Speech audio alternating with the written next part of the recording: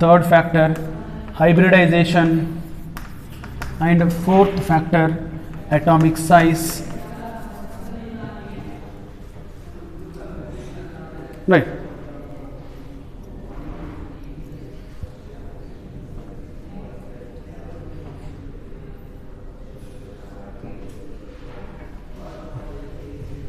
Now, tell me, first one is electronegativity. Yeah, so bond energy is directly proportional to difference in electronegativity.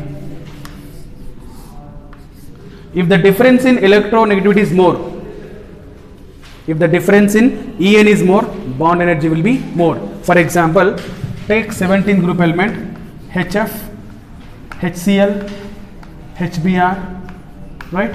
HI. No, not I. Better take. Yeah, take, no problem. HF, HCl, HBr, okay, HI. Now come on, tell me, if the difference in electronegativity is more, bond energy is more, where the difference is more? HF. Therefore, HF energy is more than HCl, HBr, HI. So bond energy directly proportional to difference in electronegativity. Next, second factor, bond order. So here bond energy is also directly proportional to bond multiplicity, nothing but bond order, because as the number of bonds increases, like A single bond, double bond, triple bond, in between any two atoms, as the number of bonds increases, bond order increases. When the bond order increases, number of bonds increases, the energy required to break the three bonds is required more energy compared to one bond, right? So therefore bond energy will be more. Like for example, carbon carbon single bond, carbon carbon double bond, carbon carbon triple bond, which is always triple bond is more, double bond single bond. As the number of bonds increases, bond energy also increases. Next is hybridization. So bond energy also depends on hybridization. How, tell me? Hybridization, again we take percentage of S character. You see here only single bond 25%, here is 33%, here is 50%. It means as the percentage of S character increases, what happens? Bond energy is increases. So here C triple bond C has more percentage. Why? Because 50%. Here S percent 50, 33, here is 25. Therefore more S percentage, more bond energy. So therefore bond energy is directly proportional to percentage of S character. Same example you can take. Next is atomic size. Atomic size, see here only can fluorine, chlorine, bromine, iodine. Tell me, as the atomic size increases, bond length is increases. As bond length increases, bond breaking energy decreases. So therefore tell me, bond energy is inversely proportional to atomic size, right? But there are some exceptions. Those exceptions important, you must remember. Exception is this. Okay, let's take example first. Regular example, like carbon carbon bond, silicon silicon bond, carbon carbon silicon silicon, even germanium germanium bond. Tell me. Yeah. Now here carbon silicon germanium, atomic size increases. When atomic size increases, bond breaking energy decreases. But exception is in 16th and 17th group. Important. In 16th group, yeah, usually oxygen, sulfur, right, selenium, okay, tellurium. These bonds will be there. Now here, which bond breaking energy is more? It's supposed to be oxygen, no? Because small size bonds are close, right? Atoms are very close, bond very strong, and bond breaking energy is more. But exceptionally, yeah, there is a repulsions. Exceptionally, SS has more bond energy. So bond energy of sulfur, sulfur more than oxygen, oxygen. Then next is selenium, selenium. Then tellurium, tellurium. Important. One exception. In 17th group, this is also very much important. We study even 17th group elements. All these things we study in their respective period, respective groups. 17th group, usually 17th group, fluorine, right? Fluorine, chlorine, right? Bromine and iodine we have, right? Tell me, which supposed to have more bond energy? F2 has more bond energy, no? It's supposed to be.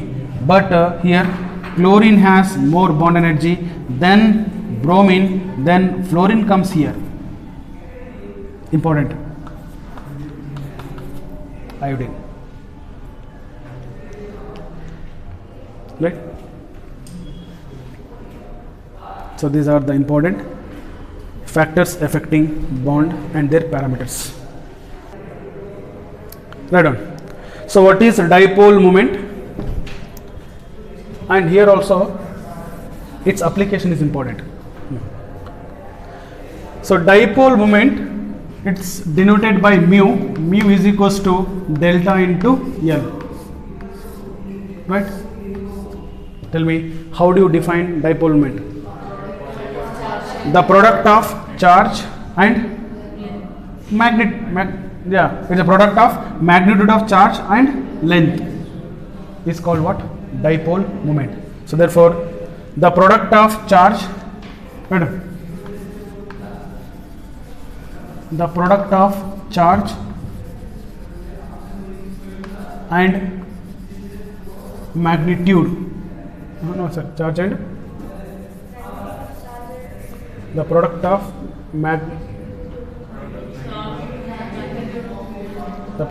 magnitude of charge and length. The product of magnitude of charge and length between two charges. Length between two charges called dipole moment. So therefore, dipole moment is mu is equals to delta into L. And tell me, it is denoted by mu. Right? Next, what are the units of dipole moment? Important. Tell me units in CGS and SI. What are the units of CGS? In CGS, what is the unit of this delta charge is? ES, you know, electrostatic unit. And what is the length is? Centimeter. Therefore, ESU into centimeter, that is in CGS. What is the charge of SI unit charge is? Coulomb. Coulomb into, then what is the charge? Sorry, length, meter. So Coulomb into meter. Okay. Then, but usually the unit which is used is dBi. Therefore, another point, dipole moment can be measured by dBi. Right? So therefore, here we want, for calculation purpose, 1 dBi equal to how many ESU centimeter? Similarly, 1 dBi is equals to how many coulombs into meter? Important. So 1 dBi equal to, it is not Dubai. dBi, ESU into centimeter. Tell me, what is, how many? 10 power naught minus 18 ESU into centimeter. Important. Similarly, 1 dBi also equal to 3.33 into 10 power minus 30 coulombs into meter. Cm, not centimeter, that is coulombs into meter.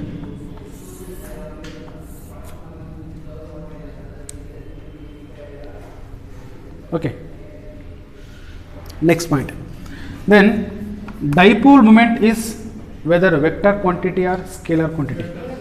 Important. It is a vector quantity. It depends on both direction and yes. It is a vector quantity. Right on. It is a vector quantity that is depends on both magnitude and direction. So it is depends on magnitude as well as direction also. Important.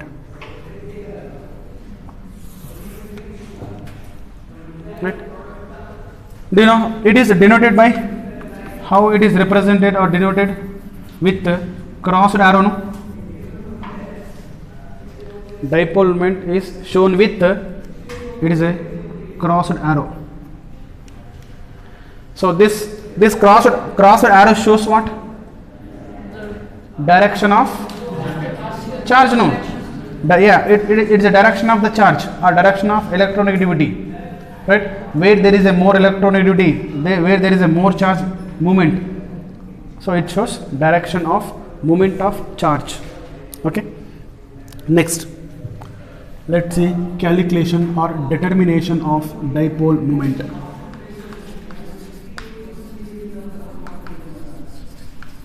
Determination of dipole moment. Right on. Let us take this A, B, C. This is a molecule. Consider a molecule ABC. Right on. Consider a molecule ABC, comma, which contain AB, comma, AC polar bonds. AB is a polar bond, AB is a polar bond, AC also polar bond, and the angle between two bond is, take it is a theta. Okay, comma, the bond moment is AB bond is mu1, the bond moment of AB bond is AC bond is mu2.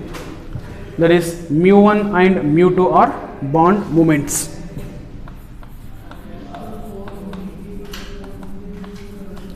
Bond moments. Okay, then how do you calculate resultant dipole moment, that is bond moment? So mu r is equals to, you might have studied in physics also, under root mu1 square plus mu2 square plus 2 into mu1 mu2. Very good, cos theta, important. The resultant bond moment can be calculated by formula mu r equal to,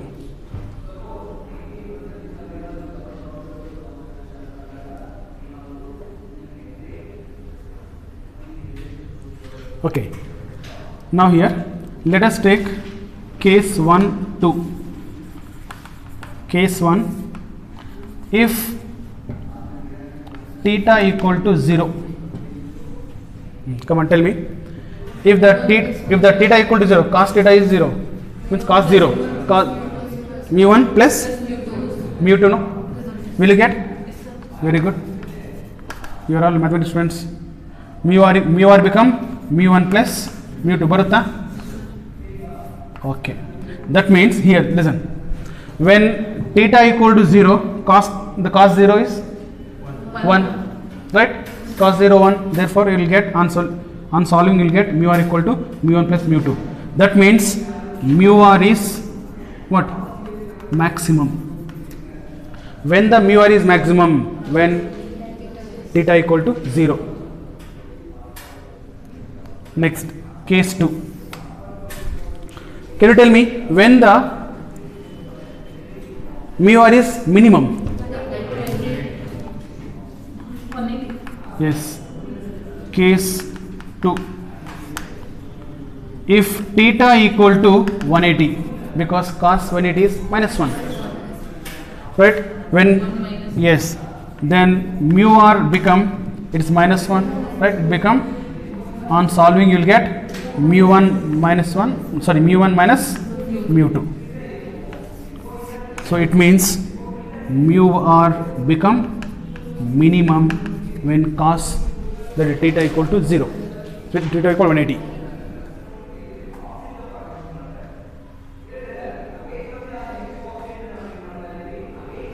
Do you know, here thing is, this is okay, mathematical approach, all right, but now practically how to identify a given molecule, a given molecule has whether mu 0 or mu not equal to 0, or which is mu maximum, mu minimum. See, yeah, mu r become maximum when theta equal to 0. It means there are two bonds. Take here AB bond, AC bond. In between AB AC bond angle should be 0. When bond angle is 0 means, so these should be parallel, no?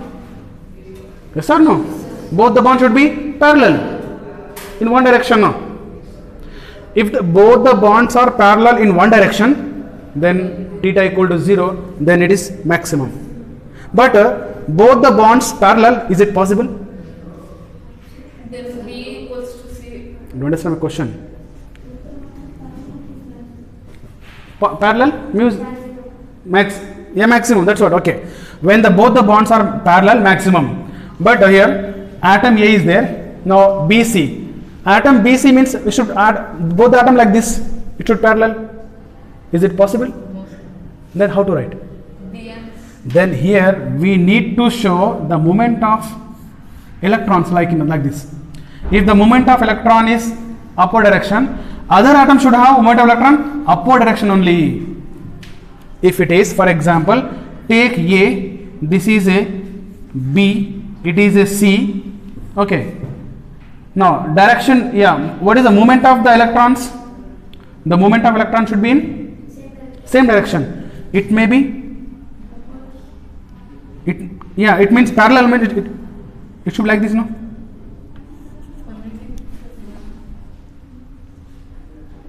Opposite, it should be like this, no? 180. No. In same direction there has to place, sir. In no bond moment. Same direction, sir. If it is, yeah, if it is same direction like this, you are telling. Yeah. If electron moment is same direction, yeah, it additive, no, it is. Yeah, of course, it is. It become additive, right? It means bond angle. That means what is a mu become maximum in this case. Next, when the mu become minimum, A, B, C, right? Then one bond moment is this side, other bond moment is this side, then mutually cancelled, then mu become 0. That means mu is minimum, right? Correct. You understand? In this case, mu become maximum. That is, you will get theta equal to 0. That is minimum. Okay.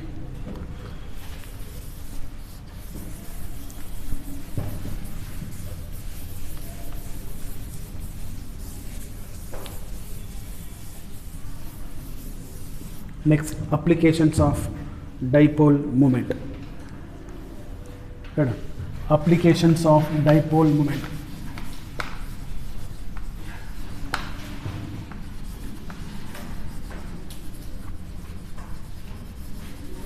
Feeling bored? Store class? Getting bored? Right, applications of dipole moment. One, write down, predicting nature of molecule,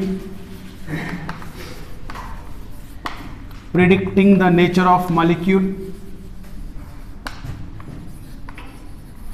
It means based on dipole moment we can predict whether a given molecule polar or non-polar. Next, predicting shape of molecule.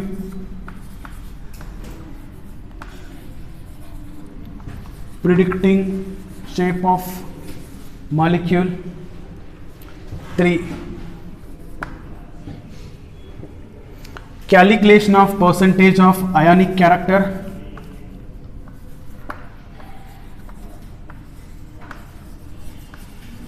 Percentage of ionic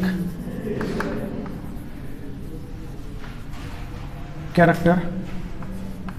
4, to distinguish cis and trans isomers.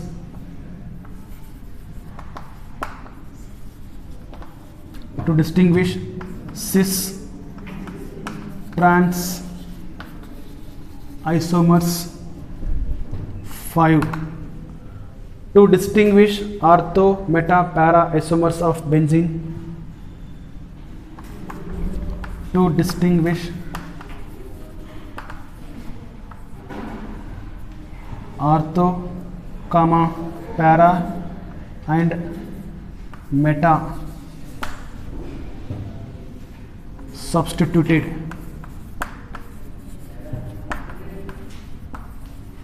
benzene. So these are the important applications. How do you predict the nature of molecule? It means a given molecule is polar or non-polar can be predicted by based on what? Dipole moment. So it's very simple. If the dipole moment of a given molecule is 0, it should be non-polar. If the dipole moment of given molecule is not equal to 0, it should be polar. Therefore, if mu is 0, non-polar, isn't it? Mu is not equal to 0, polar, right? It means we can easily predict the nature of molecule, whether given molecule polar or non-polar. Similarly, even we can identify which is having more polarity, which is having less polarity. For example, if the given molecule has more dipole moment, it's more polar. That means dipole moment also directly proportional to what? Polarity. So therefore write in short form, if mu equal to 0, non-polar molecule, there is no exception, comma, if mu is not equal to 0, it must be a polar molecule. Next, where mu also directly proportional to what? Polarity of molecule.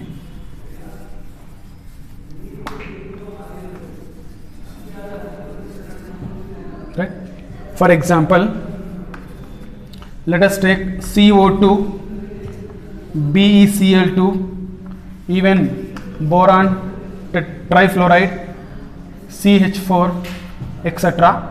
All these molecules having mu equal to 0. The dipole moment of these molecules is 0. Therefore, they are polar or non-polar? Non-polar. So therefore, they are non-polar molecule. We have some doubts. When we see the molecule, for polarity we check their bonds. Let us say, for example, carbon dioxide. In carbon dioxide, the bond between carbon oxygen is a polar bond, no? C double bond O, polar bond. Okay, it is also polar bond. So if the molecule having polar bond, even there is a molecule is a non-polar. Why? Because dipole moment is a vector quantity. It depends on both magnitude as well as direction. For example, in carbon dioxide, so the bond moment in between carbon oxygen towards oxygen, because oxygen has more electronegativity, the moment of electron is towards oxygen. That is we call bond moment. What is the bond moment in carbon oxygen? One more bond. It is again towards oxygen. You just tell me. Yeah. So the bond moment towards this oxygen is exactly towards this oxygen is same, but they are opposite direction. That means cos, it's 180. What is the angle? 180, no? This angle is 180. Therefore, since 180 it is a -1, it means, so what is a mu r equal to mu1 minus mu2. So here mu1 equal to mu2. So mu1 mu2 same, therefore cos, that is a mu equal to 0. So therefore its dipole moment is 0. Now what I mean to say here, in a molecule if bonds are polar bonds but its total polarity become negative, possible. This bond is a polar bond, but when comes to total polarity of the molecule is 0. That's important. Similarly, BeCl2. In beryllium chloride, beryllium is central atom, there are 2 chlorine, it is a linear molecule, sp hybridization. These things we have studied. This is the structure of beryllium chloride.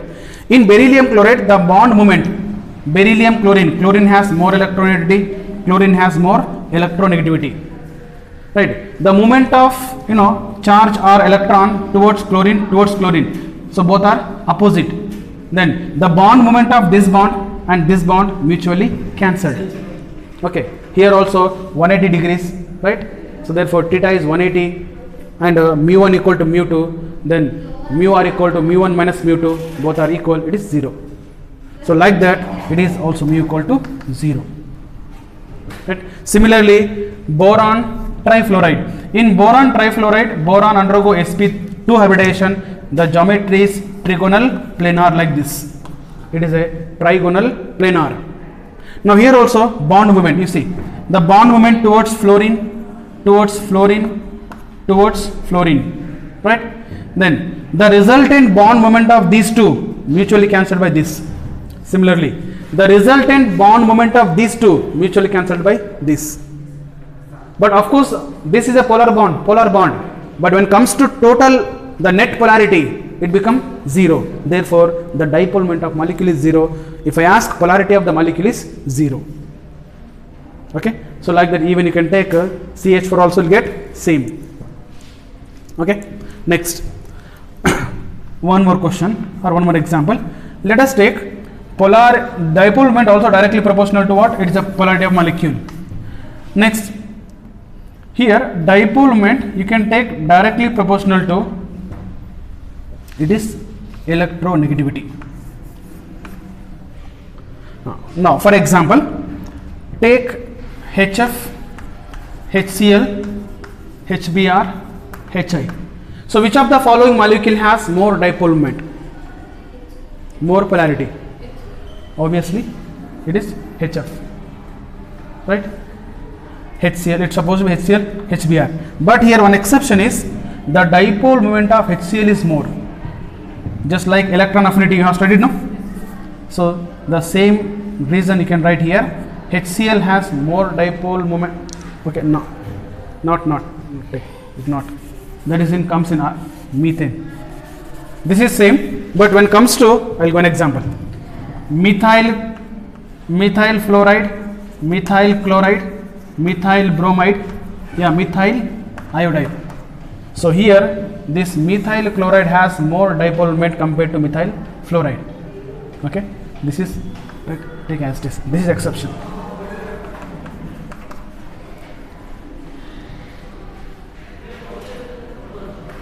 Right, so as electronegativity increases, dipole moment is increases. Now similarly, take water and ammonia, whose mu value is more.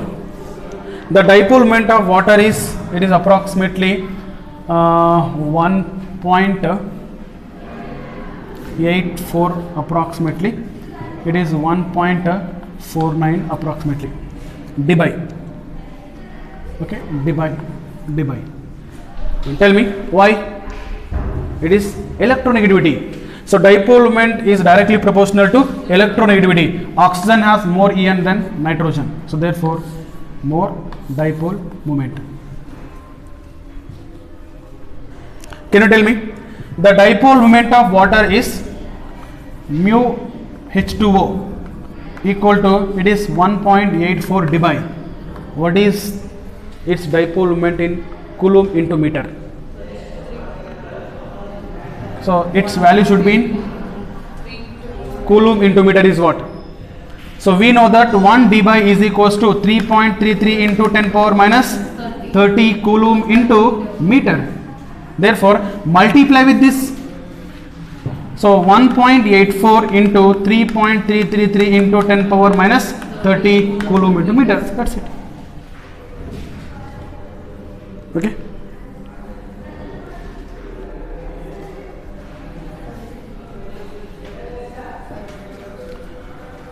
One previous question appeared in NEET recent year, I think in 2018 or 19 question paper. Among ammonia and NF3, which one has more dipole moment and why? Ammonia is more than Ammonia has more dipole moment. Why?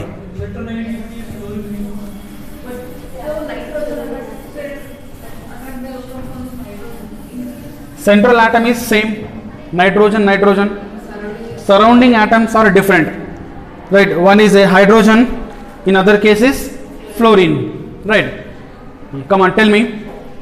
Here you should draw the structure. That's what. Before identifying,